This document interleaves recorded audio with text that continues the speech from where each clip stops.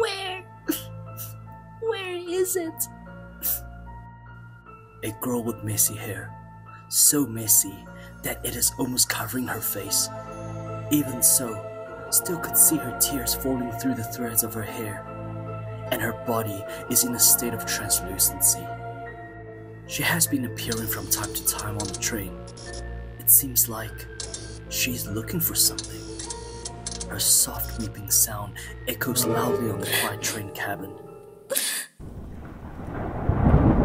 Ah, perfect! Just perfect! It's raining! How am I so unlucky? I'm a young lad drifting to Taipei City due to work. I jumped off the train, about to head back to home in the south. For God's sake! I thought the weather report stated that there was a 0% chance of raining. Therefore, here I am, without an umbrella. All I can do now is sit by the bench just outside of the train station, hoping that the pouring rain would ease out eventually.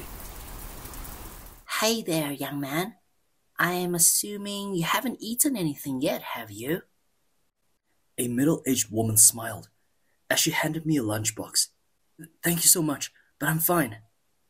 I replied in a polite manner, but as I said those words, my stomach started to growl loudly.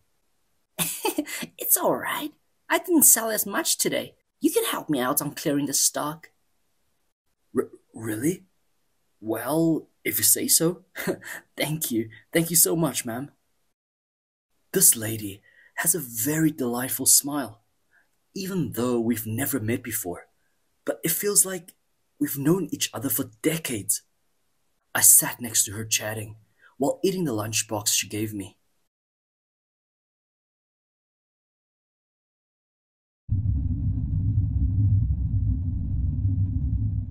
That kind lady told me the story happened about 40 years ago. She was only in high school during that time.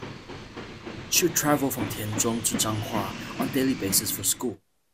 Even though that little girl looked very normal, but each day when the train passes Dachun town, she would see the girl, Jade. Jade normally appears suddenly in her sight, and every time she would pop out of a random spot. Her body seemed so very translucent, covered in wounds, and rags would hang over her loosely. Each time she saw Jade, she would feel chilling shivers traveling down her spine. The lady and her family believed in Buddhism, plus she has a kind heart, and perhaps she had been a vegan for many years. Thus, she can often see things normal people can't. If you ever see them from the other dimension, please don't be afraid. They only appear because they seek your help. So help them within your power. That lady told me with a smile. In order to help Jade, it is necessary to understand the obsession that's trapping her there. During one holiday, she went on the train again, but this time, Jade was nowhere to be seen. Maybe she's finally free. But the strange thing is, after Jade disappeared, she would start to appear in her dreams every night. The scene started with Jade on the train, holding a white wrapper doll her mom had made for her the day before. She looks very happy. What happens next? The scene changed to a bus ignoring all traffic signals, driving directly onto the level crossing, then stalled right on top of it, followed by the high-pitched tune of train honking in the distance. It was too late to stop. The train smashed hopelessly into the bus. After that, many rescuers arrived. Bags of cold corpses were being removed and waited to be claimed by their families. Jade's parents came rushing after hearing the tragic news. When they saw her body, she was already no longer breathing, no more heartbeats. They broke into agony, finding it hard to believe that their daughter, who was still alive this very morning, is now a cold corpse in the body bag. There she was, Jade's soul standing beside her corpse, watching her family burst into tears. That's when she realized her young life has come to an end. Jade wants to return home, but her soul is trapped here on the train tracks by an invisible force. All she could do is walk along the tracks for eternity. Where? Where is it? After the kind lady finally finding out about the obsession that's trapping Jade's soul there, she had felt her pain, and she had decided to help this poor little girl's soul that she never knew in person. Are you looking for something? I can help you. One day, while she's on the train, Jade had reappeared. She stood up, walked up to Jade, and whispered softly to her. Really? Jade looked up at her. Even though souls cannot be touched by the living, she still tried to stroke Jade, promising to help her. This action seems to work, as Jade stops crying. When the train made a brief stop at Hoa-Tan train station, she immediately jumped off the train, walking along the tracks, until a huge tree near the level crossing appeared in front of her. She tried her best to poke the white rabbit doll stuck within the tree's branches with a bamboo stick, causing it to fall off.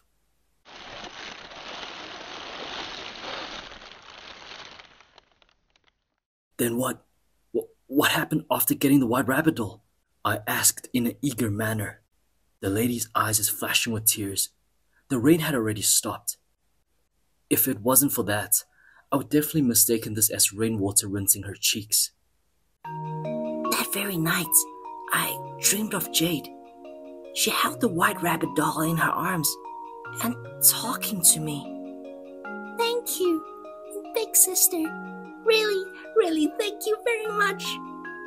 After saying those words, a bright smile appeared on Jade's face. The wounds on her body started to heal. She then slowly transforms into a beam of bright light, disappearing in front of her eyes. I believe Jade's wish has been granted. She has no obsessions left. She's no longer trapped here. This time, the train can finally take her to her destination. The lady wiped her tears off her cheeks with her hand and said, Later, I found out that the Mercy Temple was built to appease the dead of the railway accident. So, I told the temple, let them know Jade's story. I would burn white rabbit dolls along the sides of lotus flowers and ghost papers during the Transcendence Dharma Assembly on the 21st of April each year. Thank you, ma'am. I waved goodbye to the lady as I dragged my heavy luggage behind me, walking slowly towards my hometown.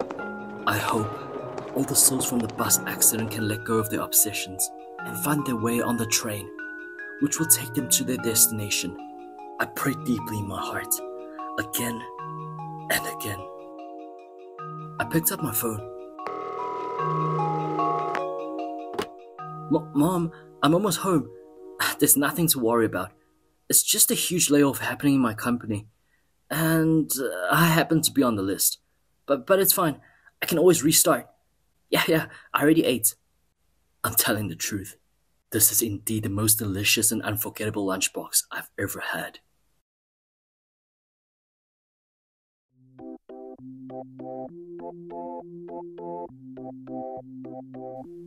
Special thanks to the original author, Mr. Zhou Dingguo, for providing this beautiful story.